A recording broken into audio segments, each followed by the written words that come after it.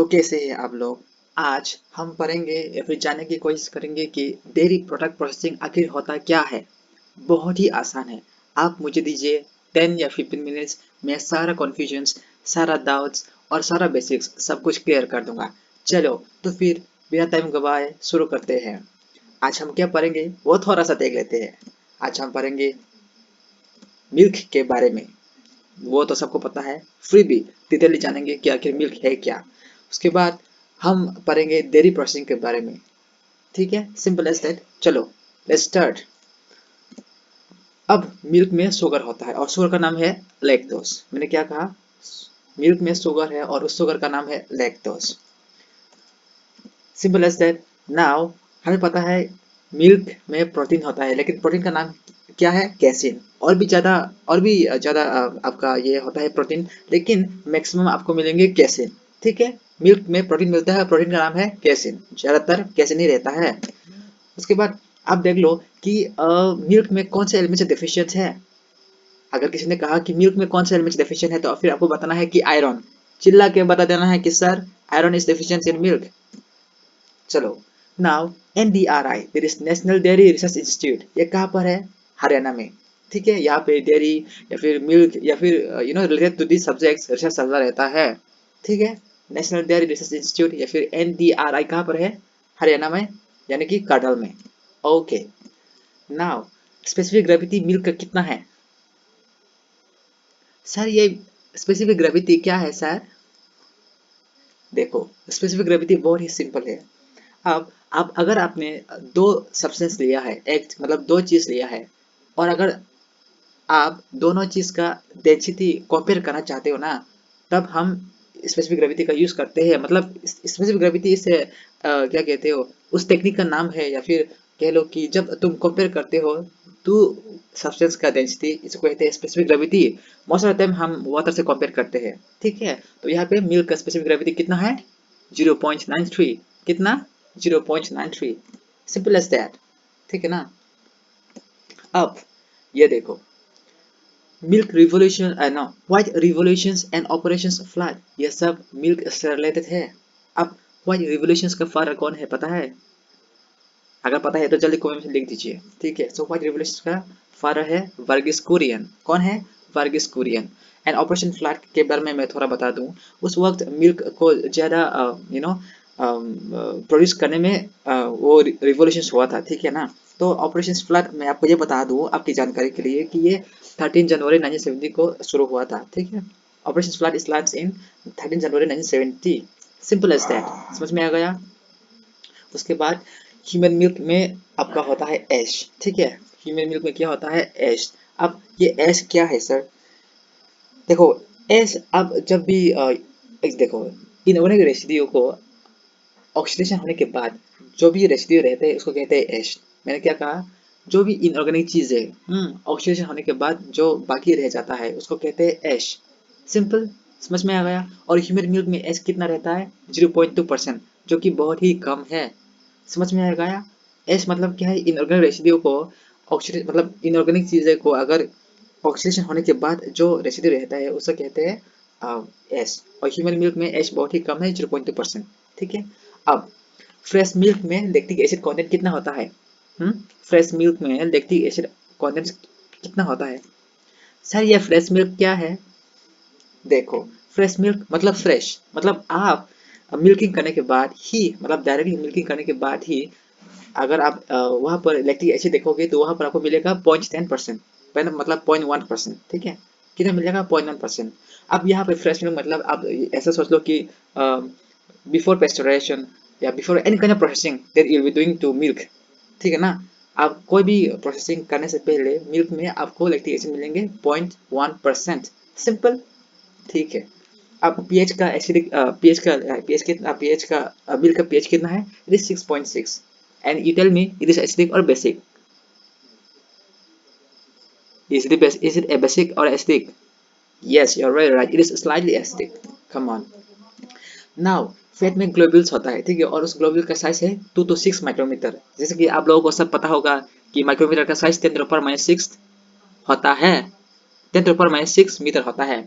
समझ में आ गया। सर ये फेट ग्लोब्यूल्स क्या है सर? देखो, फैट ग्लोब्यूल्स मतलब आप ऐसा सोच लो कि फैट है मिल्क में रहता है जो कि वाटर में सोल्यूबल नहीं होता। क्या? फैट का मिल्क में फैट होता है जो कि वाटर में सोल्यूबल नहीं होता, fat globules, simple as that.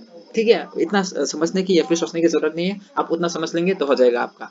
अब मिल्क में विटामिन ए रहता है जो कि हीट रेजिस्टेंस है। आप इसको बॉईल भी करोगे ना मिल्क को, तो भी विटामिन ए आपका वो नहीं हो जाएगा। ये देखो, he is very happy, Meenu fire है, ट्राई कर रहा है विटामिन ए को ये करने के लिए, लेकिन नहीं हो पा रहा है उससे। ठीक है ना, विटामिन ए को डिस्ट्रॉय ही नहीं कर पा रहा है। अच्छा, चलो। सो मिल्क में क्या होता है कि फिशी ऑदर हो जाता है, मतलब क्या कहते हो, फिश का वो बदबू हो जाता है मिल्क में। ठीक है ना, वो क्यों है? It is because of cephalin. क्या है? केफालिन। ठीक है। सॉरी, देखो, सॉरी। सो मैं क्या कह रहा था कि बफेलो मिल्क में ज्यादा कैसीन रहता है, मतलब बफेलो मिल्क में ज्यादा प्रोटीन रहता है। ये देखो, he is very happy now because उस मैंने कह दिया कि उसमें उसका मिल्क में ज्यादा ये रहता है, क्या कहते हो, प्रोटीन या फिर कैसीन रहता है। ठीक है ना, तो मैंने क्या कहा, बफेलो मिल्क में ज्यादा प्रोटीन रहता है, यानी कि कैसीन ज्यादा मिलता है इन बफेलोस मिल्क। सिंपल। ठीक है। अब उसका डांस देखना होगा, या तो can go to next. Okay. Okay. Now see milk viscosity क्यों होता है? It is because of casein.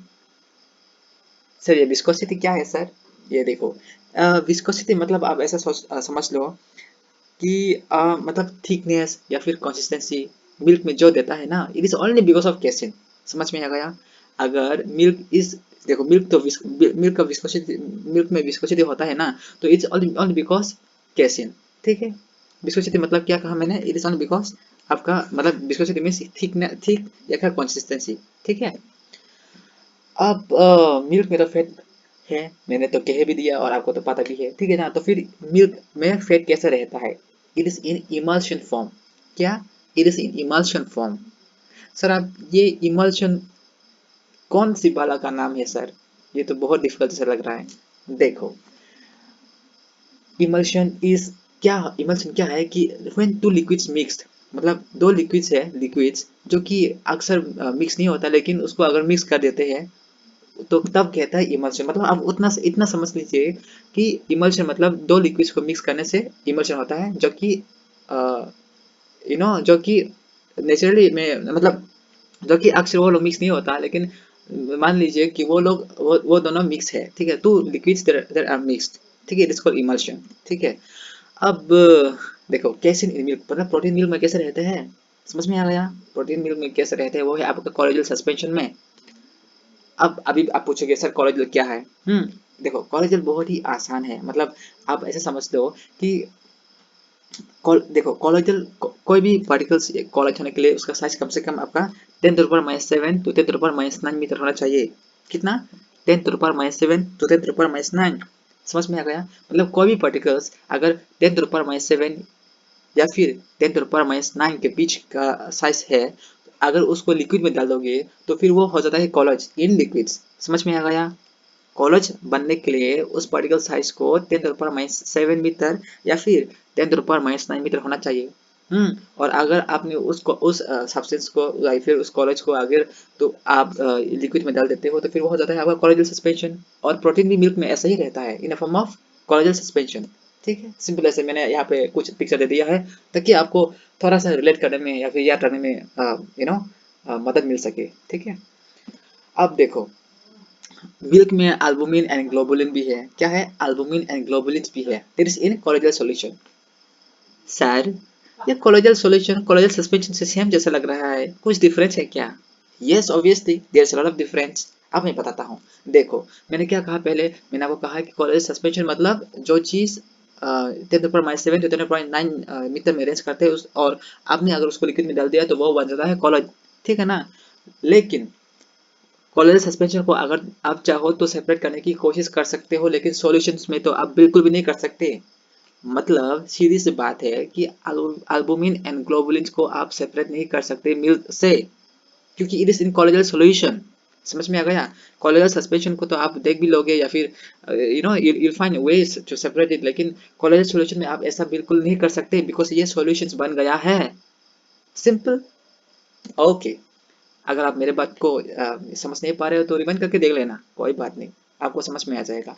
अब देखो क्या है कि अगर आप वाटर एंड मिल्क को एक साथ बॉईल करोगे तो क्या है, आपका मिल्क है ना ये ज़्यादा मतलब अर्ली मतलब क्या कहते हैं with in short period of time ये बॉईल हो जाएंगे एज कम्पेयर टू वाटर, ठीक है ना।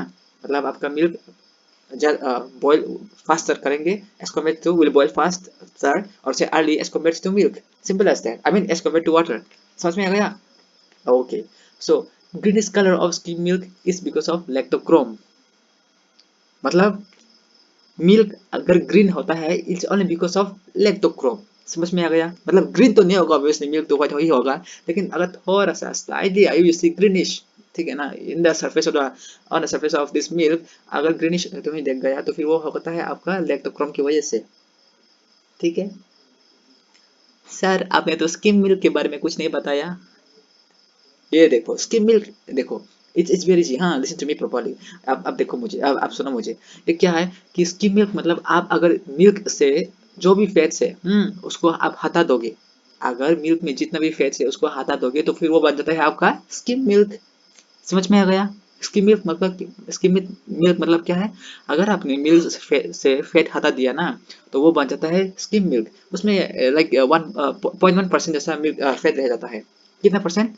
0.1% जैसा फैट रह जाता है स्किम मिल्क में, सिंपल एज दैट। ओके, तो येलो कलर मिल्क तो वैसे भी थोड़ा स्लाइटली येलो कलर आपको देखने को मिल जाएगा, it is only because of keratin, ठीक है। राइस में कौन सा पिगमेंट्स था, याद है क्या? अगर याद नहीं है तो फिर से देख लो मेरा video, it will be in my channel, ठीक है ना। तो राइस में अगर मैं बताऊँ तो it is because of carotenoid and anthocyanin, ठीक है। वहाँ पर आपको बहुत सारा डिटेल्स भी मिल जाएंगे, तो आप अगर चाहो तो मेरा जो चैनल में वीडियो पड़ा है ना वो आप देख सकते हो। चलो अब let's go to yes, so surface tension of milk is कितना है, it is 45 dyne per centimetre. अब आप पूछोगे मुझे कि सर आपने तो सरफेस टेंशन के बारे में फिर से बताया नहीं। देखो सरफेस टेंशन, अब मैं आपको कैसे कहूँ, अच्छा सरफेस टेंशन मतलब आपने देखा होगा कि इंसेक्ट्स या फिर हाँ इंसेक्ट्स वाटर में they can float, they can run, they can do all sort of things, ठीक है ना। तो वो कैसा होता है सरफेस टेंशन मतलब आप ऐसा समझ लो कि मतलब सरफेस टेंशन मतलब एक वाटर का प्रॉपर्टी है जो अलाउ करता है कि किसी और इंसेक्ट्स को या फिर किसी और सब्सटेंस को having greater density than water to float on their surface. मतलब इसको थोड़ा समझ भी लीजिए कि क्या है कि वाटर से ज़्यादा डेंसिटी है इंसेक्ट्स का, मैंने क्या कहा, वाटर से भी ज़्यादा डेंसिटी है इंसेक्ट्स का, फिर भी तब भी वो लोग वाटर में फ्लोट कर पाते हैं, वाटर में वो लोग चल सकते हैं, दौड़ सकते हैं, only because of surface tension. समझ में आ गया?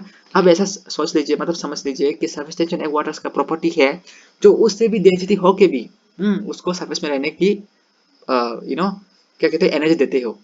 देखो human being having same density with water, हम तो वैसे भी सिंक हो जाता है, ठीक है ना, क्योंकि हमारा डेंसिटी ह्यूमन डेंसिटी तो सेम है वाटर से, फिर भी we will sink definitely in water if या फिर हमें हमें मान लो हमारा डेंसिटी तो human body density water density same है, लेकिन विद आयरन वो लोग तो फ्लोट नहीं कर पाएंगे ना, क्योंकि उसका डेंसिटी वाटर डेंसिटी से ज़्यादा है, ठीक है ना, सिंपल एज दैट। तो फिर क्या है, लेकिन इंसेक्ट्स थोड़ा इतना भी डेंसिटी नहीं होना चाहिए, लेकिन थोड़ा बहुत डेंसिटी ज़्यादा होने से भी वाटर से थोड़ा सा भी डेंसिटी ज़्यादा होने से भी कोई फर्क नहीं पड़ता, दे कैन एक्चुअली स्विम और से they can actually work on the water just because of this surface tension, ठीक है। और मिल्क का सरफेस टेंशन कितना है, it is 45 dyne per centimetre. I hope you understand what I am saying, ठीक है ना। अब देखो, अब एसिडिटी ऑफ मिल्क कितना है, इट इज 0.13%। मैंने क्या कहा था, एसिडिटी मिल्क में क्यों है, because of lactic acid, it is because of lactic acid, ठीक है ना। अब देखो कार्ट टेंशन ह्यूमन मिल्क का कितना है, जीरो है। कितना है कार्ट टेंशन ह्यूमन मिल्क का, जीरो है। अब आप फिर से पूछोगे कि सर ये कार्ट टेंशन है क्या, ठीक है ना। अब देखो कार्ट टेंशन मतलब आप इसको ऐसा समझ लीजिए कि ये आपको फार्मनेस बताता है, क्या ये आपको फार्मनेस बताता है, it will tell you about the curd firmness. समझ में आ गया? मतलब ये देखो कार्ड टेंशन कब हमें चाहिए, इट इज ये जब हम चीज बनाएंगे ना, तब कार्ड टेंशन बहुत ही एक जरूरी फैक्टर बन जाता है चीज मेकिंग में, ठीक है ना। और कार्ड टेंशन को हम कैसे नापोगे, हम इसको नापोगे हील कार्ड ओमीटर से। कैसे? हील कार्ड ओमीटर एक इंस्ट्रूमेंट का नाम है जिससे हम कार्ड टेंशन माप सकता है। सिंपल। चलो, okay, she is very happy because I don't know why. Okay, now essential fatty acid. अब देखो एसेंशियल मैंने मतलब मैंने पहले ही बता दिया था कि एसेंशियल मतलब जो हमारे बॉडी में नहीं बनते फिर भी हमें जरूरत होता है for normal functioning and working of the body, ठीक है ना। तो एसेंशियल फैटी एसिड क्या है, लिनोलिक है, लिनोलेनिक है एंड अराचिडोनिक एसिड है, ठीक है। यहाँ पर एसिड है linoleic acid, linolenic acid and arachidonic acid, ठीक है ना। This are essential fatty acid जो हमें मिल्क से मिलेगा। Simple as that. नाउ हमें पता है कि मिल्क में फॉस्फोरस एंड कैल्शियम है, ठीक है ना, वही मैंने यहाँ पर लिखा है, ठीक है। और मिल्क में ज़्यादा क्या मिलेगा, ठीक है ना। व्हाट इज कंसिस्टेंस ज़्यादा क्या होगा मिल्क में, ठीक है। आपका फैट होगा, लैक्टोस होगा एंड एश होगा। क्या होगा? मेजर कंसिस्टेंस विल बी आपका फैट, लैक्टोस एंड एश, ठीक है ना।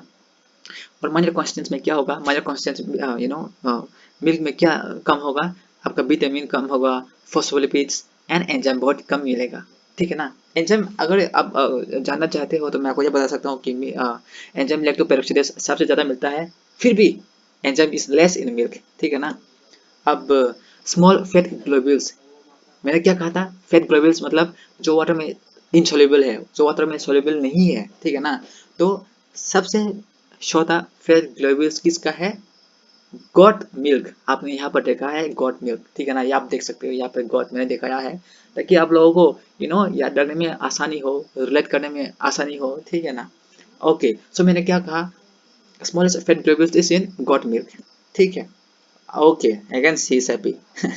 देखो मैं कितना हार्ड वर्क करता हूँ, ठीक है ना, इन सब को बनने के लिए बहुत टाइम लगता है, ठीक है ना। सो अगर आपको पसंद आ रहा है तो कमेंट कर दीजिए, एक लाइक दे दीजिए, सब्सक्राइब कर दीजिए, ठीक है। अगर पसंद नहीं आया है तो डिसलाइक कर दीजिए ताकि मुझे पता चले कि मैं कहाँ पर इम्प्रूव कर सकता हूँ, ठीक है ना। चलो, सो मैंने पहले भी कहा था कि मिल्क में एसिडिटी क्यों है, it is because of lactic acid, ठीक है, एंड देयर इज 0.13% एसिडिटी होता है, ठीक है। So oxytocin remains effective for 5 to 7 minutes। अब ऑक्सीटोसिन है क्या, पहले तो यह सोच लेते हैं, ठीक है। ऑक्सीटोसिन आखिर किस बला का नाम है? देखो ऑक्सीटोसिन एक हार्मोन है, ठीक है, जो कि रिप्रोडक्शन या फिर आप क्या कहते हो, हाँ ज़्यादातर ऑक्सीटोसिन रिप्रोडक्शन में ही काम आता है। एंड नॉट ओनली दैट, और भी उसका ये फंक्शंस है जैसे कि social bonding, child birth, okay वो सॉरो क्या है कि ये आप ओनली 5 to 7 मिनट्स तक ही कम करेंगे, ठीक है ना। Oxidation will remain effective only for 5 या फिर 7 minutes. Simple. Okay, now milk hardness, पहले वर्ड में ही बहुत डिफिकल्ट सा वर्ड आ गया। अब हार्डनेस, हार्डनेस मतलब क्या है, मिल्क हार्ड हो जाता है क्या, या फिर कभी तो मैंने देखा नहीं कि मिल्क हार्ड होता है, ठीक है। तो ऐसा बिल्कुल भी नहीं है। यहाँ पे मिल्क हार्डनेस का मतलब है कि अब मिल्क हार्डनेस मतलब यहाँ पे ज़्यादा मिनरल्स है, समझ में आया, as compare to soft milk, या फिर सोच लो ऐसा कुछ, यहाँ पे ज़्यादा मिनरल्स है, यहाँ पर ज़्यादा आपका कंपाउंड्स मिल जाएंगे, या फिर यहाँ पर कॉन्स्टेंट ज़्यादा है, ठीक है ना। तो milk hardness is because of long chain saturated fatty acid. Long chain saturated fatty acid, यहाँ पर मैंने पाल्मिटिक एसिड का एक एग्जांपल रखा है। आप यहाँ पर देख पा रहे होंगे कि यहाँ पे ओनली सिंगल बॉन्डिंग है, ठीक है। तो सैचुरेटेड फैटी एसिड में क्या होता है, सिंगल बॉन्डिंग है, और अगर अनसैचुरेटेड होता है तो actually it is double bonds. Simple as that. Now protein, मैंने पहले भी कहा था कि केसिन ज़्यादा होता है, लेकिन आप प्रोटीन ग्लोबुलिन भी मिलेगा, अल्बुमिन भी होता है मिल्क में, ठीक है। Casein, globulin and albumin, protein will actually be there in the milk. Simple as that. Now essential amino acid मैंने पहले भी कहा था, अगर आपका बॉडी में नहीं हो फिर भी आपको ज़रूरत होता है तो वो है आपका 10 एमिनो एसिड होता है एसेंशियल, ठीक है। अब कोलेस्ट्रॉल मेल्टिंग पॉइंट कितना है, it is only 10 degree Celsius. Cholesterol melting point कितना है, 10 डिग्री सेल्सियस। आप सबको पता ही होगा या तो कि कोलेस्ट्रॉल है क्या। कोलेस्ट्रॉल वैसा है कि यू नो देखो कोलेस्ट्रॉल आपके ब्लड में फ्लो करता है। इट इज ज़्यादातर सोर्सेस इस कोलेस्ट्रॉल का एनिमल ही होता है, ठीक है ना। बहुत ही सिंपल है, cholesterol animal source and it flows along with the body, along with the blood, ठीक है ना। अगर मैंने कोई भी गलती कर दिया हो तो हंसो मत, ठीक है, मुझे कमेंट में बता देना, मुझे बहुत खुशी होगी। चलो, अब मिल्क फैट ट्राइग्लिसराइड्स होता है and it occurs in form of fat globules. ठीक है, अगर आप फैट ग्लोब्यूल्स कहते हो तो वो एक्चुअली ट्राइग्लाइसराइड्स है। वो क्या है? वो एक्चुअली एक ट्राइग्लाइसराइड्स है। अब देखो, कैल्शियम एंड फास्फोरस मिलता है मिल्क में, लेकिन कितना? ठीक है ना, कभी कभी कभार तो खुद को पूछा होगा क्या, मतलब आपने पूछा है क्या कि ठीक है कैल्शियम एंड फास्फोरस मिलता है मिल्क में, लेकिन कितना? ठीक है सर बताओ ना कितना। देखो इट्स वेरी इजी, यहाँ पे मैंने लिखा है 1 लीटर अगर मिल्क लोगे तुम, आई मीन हाँ, तो फिर आपको 1 ग्राम कैल्शियम वहां पे ही मिल जाएगा। ठीक है, तो 1 litre milk is equivalent to 1 gram calcium. Simple. Okay, so highest lactose किस में मिलता है? ह्यूमन मिल्क या काउ मिल्क या फिर बफेलो मिल्क? यस, आपको तो यही देख रहा होगा कि ह्यूमन मिल्क में है। यस, ज्यादातर lactose is actually found in human milk. ठीक है, अब buffalo milk boiling point is 100.55 degree Celsius. ठीक है, समझ में पा रहे हो? आपको समझ में आ रहा है क्या मैं क्या मतलब समझ रहा हूँ? देखो मैं बहुत हार्ड वर्क करता हूँ प्रेजेंटेशन बनाने में और प्रिपरेशन करने में, तो अगर मुझसे कोई भी गलती हो जाता है तो please don't hesitate to comment. ठीक है ना, मुझे बहुत खुशी होगी।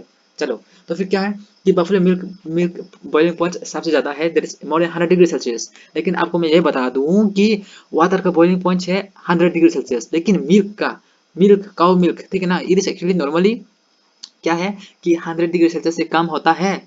समझ में आ गया? लेकिन in case of buffalo milk क्या है कि ये बॉइलिंग पॉइंट है ना, ये ज्यादा है। समझ में आ रहे हो? मिल्क नॉर्मली का बॉइलिंग पॉइंट वाटर से कम होता है, that is below 100 degree Celsius, लेकिन बफेलो का बॉइलिंग पॉइंट ज्यादा रहता है, even more than water, that is 100.55 degree celsius. Okay, now let's study something about dairy processing.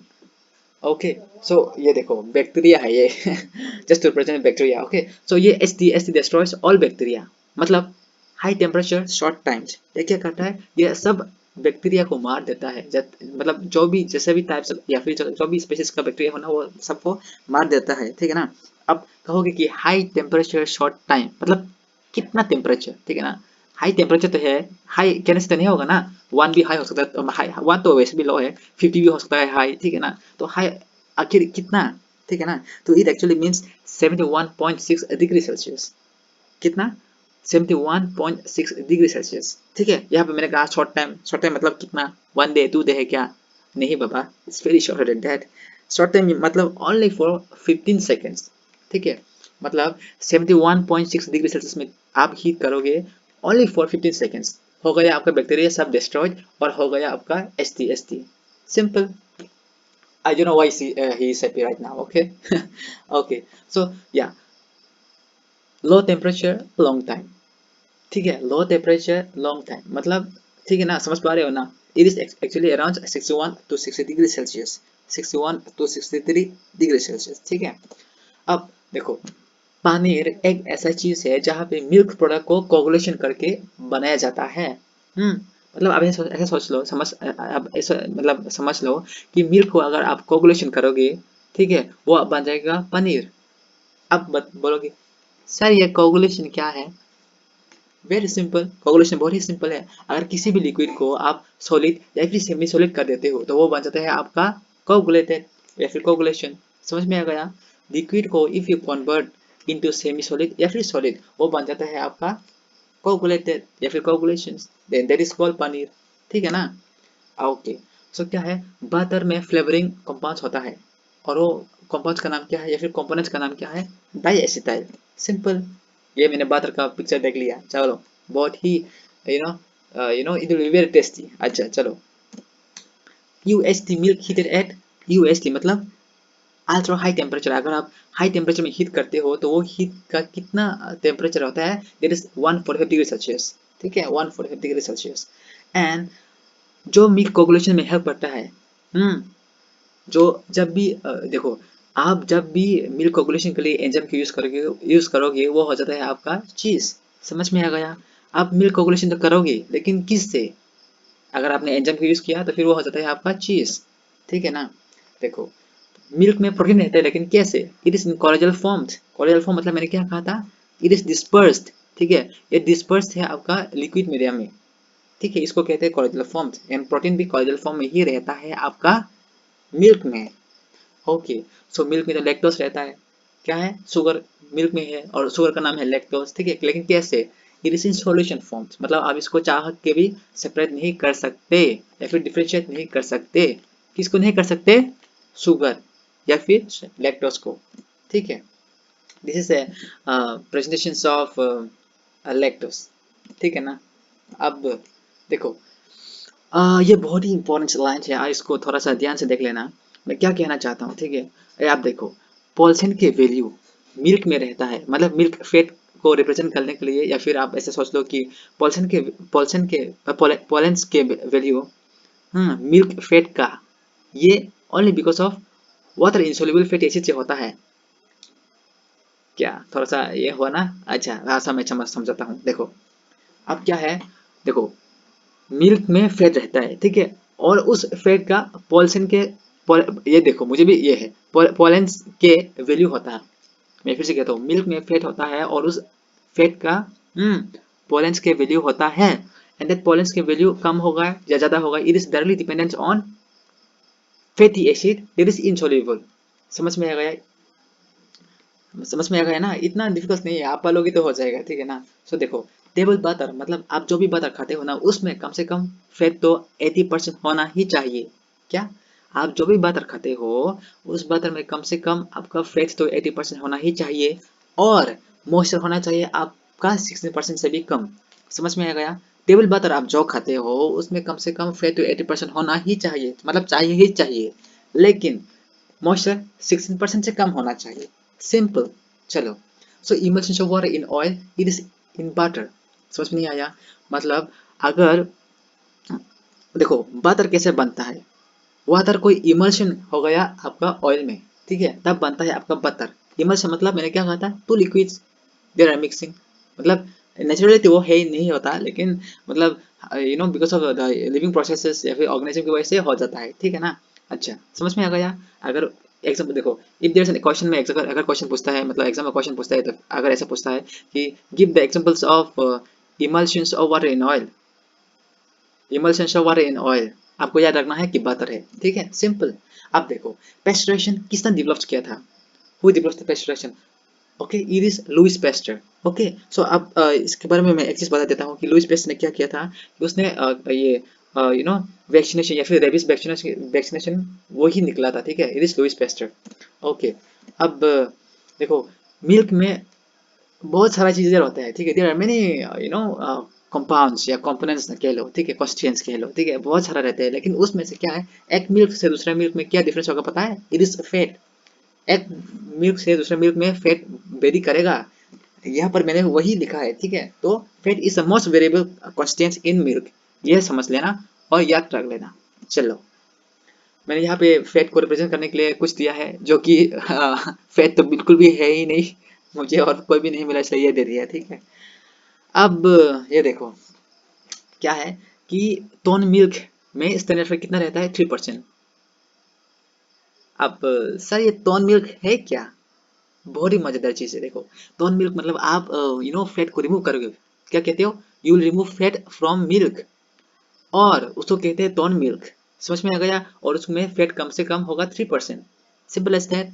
मतलब टोन मिल्क मतलब उस मिल्क से आपने फैट को रिमूव कर दिया, और कितना बच, उसको कहते हैं टोन मिल्क, एंड वहां पर बचेगा आपका, मतलब बचेगा आपका 3% फैट, ठीक है।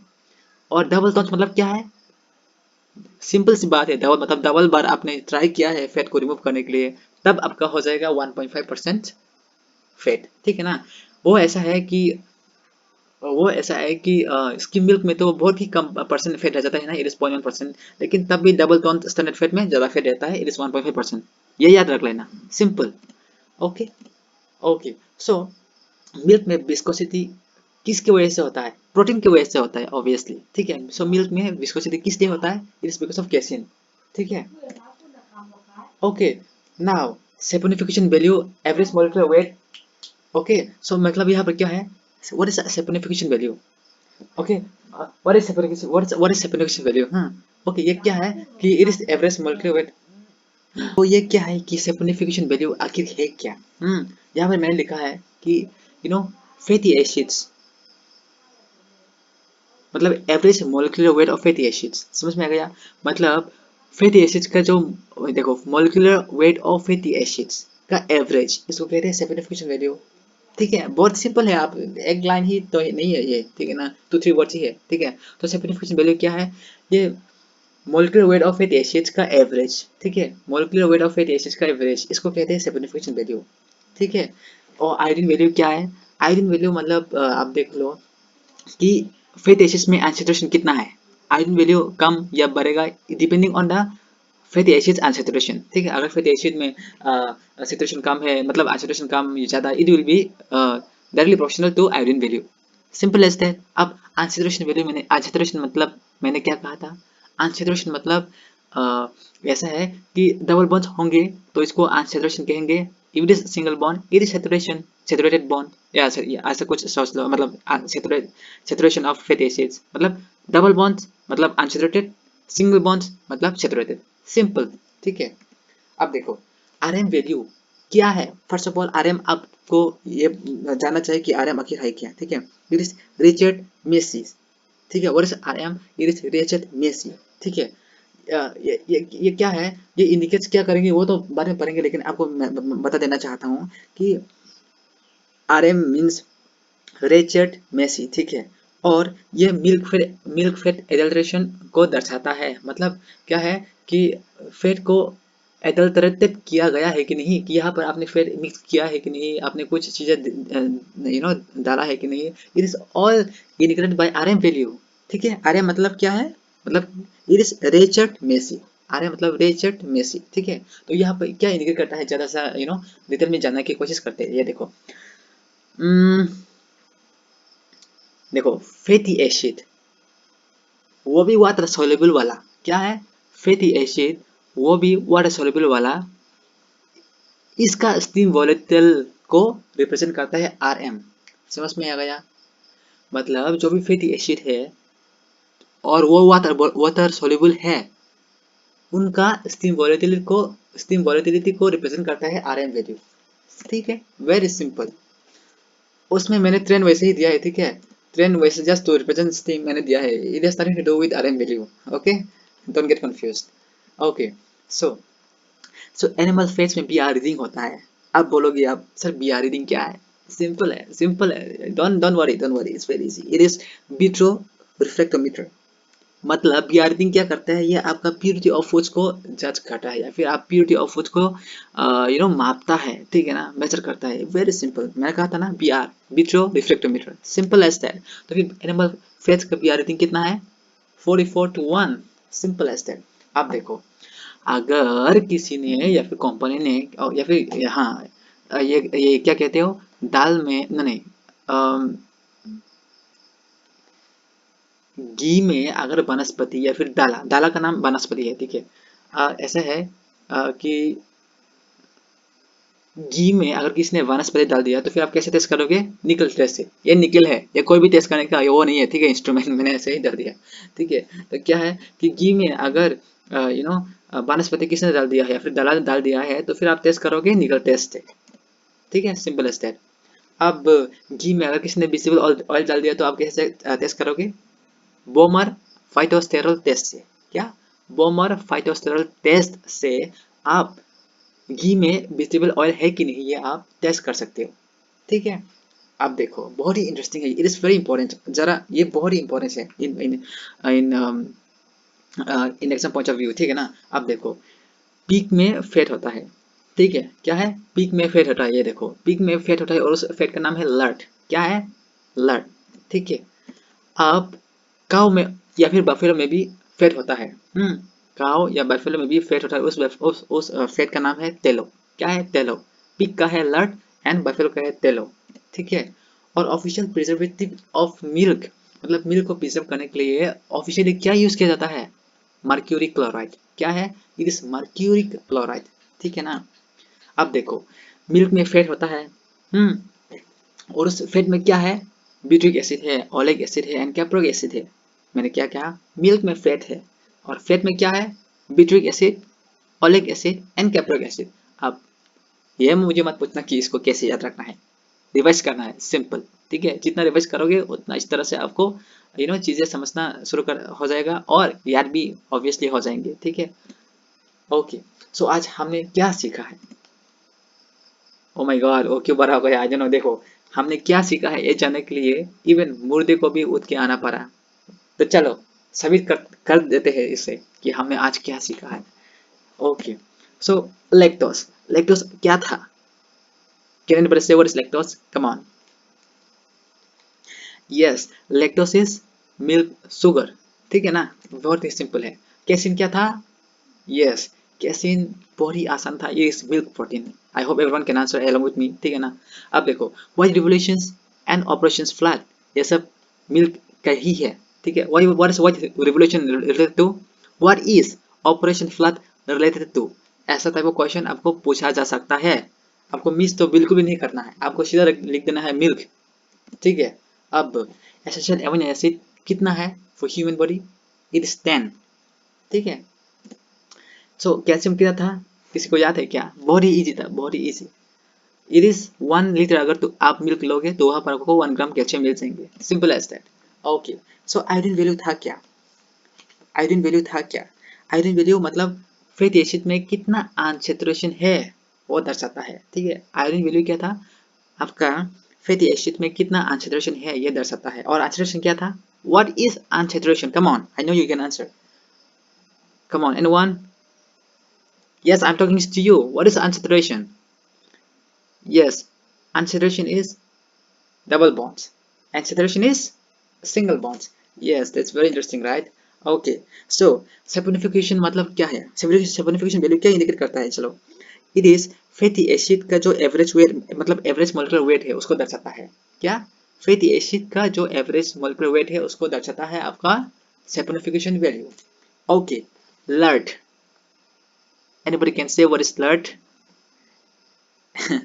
Okay okay, it's very easy right, it's pig fat.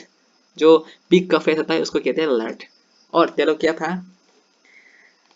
Yes, it is cow या फिर बफेलो का फैट। देखो, आप लोगों ने इतना तक टाइम दिया उसके लिए बहुत शुक्रिया। मैं आपको ये कहना चाहता हूँ कि अगर आप लोग इंटरेस्टेड हो कि मॉक टेस्ट देने की, ठीक है ना, मैं मॉक टेस्ट सीरीज कंडक्ट करता हूँ, ठीक है ना, वो भी विद टाइम। मैं 4 दिन के बाद एक एक चैप्टर में कंप्लीट करता हूँ, मतलब टेस्ट सीरीज लेता हूँ। तो अगर आप लोग चाहते हो कि उसमें एनरोल होना है तो फिर आप लिंक में मतलब डिस्क्रिप्शन में मैंने लिंक दे दिया है, उसमें आप जानकारी ले सकते हो। मैंने खुद का व्हाट्सएप नंबर भी दिया है, तो फिर आप वहाँ पे जाके डिटेल्स ले सकते हो। इट्स ओनली वेरी चीप, ठीक है ना, ओनली 98 रुपीज़। और आपको बहुत सारे चीज़ सीखने को मिल जाएगा। अगर आपको कोई भी कन्फ्यूजन है तो मुझे पूछ सकते हो, ठीक है ना। और इट्स वेरी इजी, ठीक है ना। और आप कहोगे कि सर पैसा क्यों, मैंने फ्री में क्यों नहीं दिया?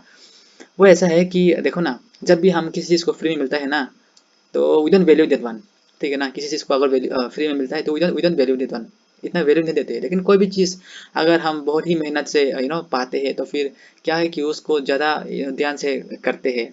अगर आपने मुझे पे कर दिया 98 रुपीज़, तो आपको लगेगा कि यार अगर मैंने नहीं पढ़ा ना तो मेरा पैसा लॉस हो जाएंगे, तो आप पढ़ोगे, ऑटोमेटिकली आप पढ़ोगे, इंटरनल मोटिवेशन आपका आ जाएगा। तो यू नो एक सच आपका भी अच्छा हो जाएगा और मेरा भी वैसे भी इनकम हो जाएगा, ठीक है ना। तो इट वर्क्स लाइक दिस। तो इसलिए मैंने इतना कीमत दाम नहीं बढ़ाया, ठीक है ना। तो चलो, I think that's all for today. We will meet in the next video. Thank you and have a nice day.